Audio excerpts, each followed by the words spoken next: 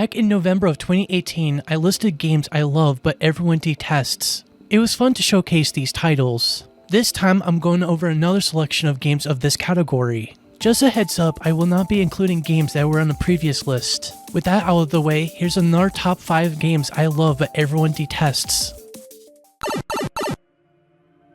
The original Dead Space is one of my favorite survival horror games of all time. The sequels are fine, 2 is better than 3 though. Back in 2022, the creators of Dead Space released a spiritual successor entitled The Callisto Protocol. I've played it on stream back in 2023. It's not too bad, however the game is far from perfect. The game is not easy, in a way it's perfectly fine with me. I do have issues with this game. I'm not a fan of items not being stackable. Dead Space did the same thing. It's one of my biggest gaming pet peeves. I would put this higher on this list if it wasn't for the fact that it feels exactly like Dead Space. Otherwise, this is a good survival horror game to experience at least once.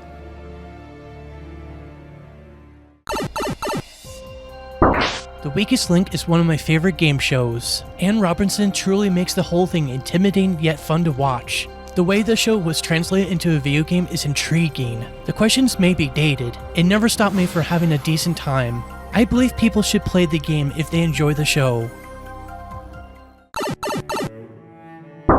I reviewed this on my channel a long time ago. To sum up my opinion, this is a decent shooter. This is far from being bad. Yes, there are a lot of cutscenes, but once you actually play the game, it's pretty solid. The game functions the way it should. The graphics are really good for when it first came out. I wish it wasn't too short. Otherwise, it's a good experience. If you have a PS4 or a PS5, I recommend you play the game. I never got to experience a lot of Sonic games growing up. The ones I did play were tons of fun. And then comes Sonic Forces. It plays like Sonic Generations. However, this has one of my favorite game mechanics: create your own character.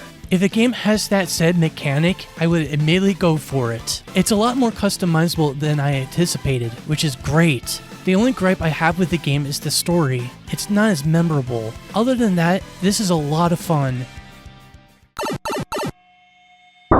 Games can be unique when done correctly. Beatdown Fists of Vengeance is definitely that example. This is a fighting game RPG. Other than the horrendous amount of memory card usage and the loading times, this is not that bad. You have 5 characters to choose from. Each have their own techniques. All of the combos are pretty stellar and at times brutal. My favorite part is the customization. It's almost close to resembling a create your own character section. Overall, it's worth a try. It's a lot better than Capcom's other title Without Warning, which came out the same year. And this is why Beatdown Fists of Vengeance is the one other game I love but everyone detests.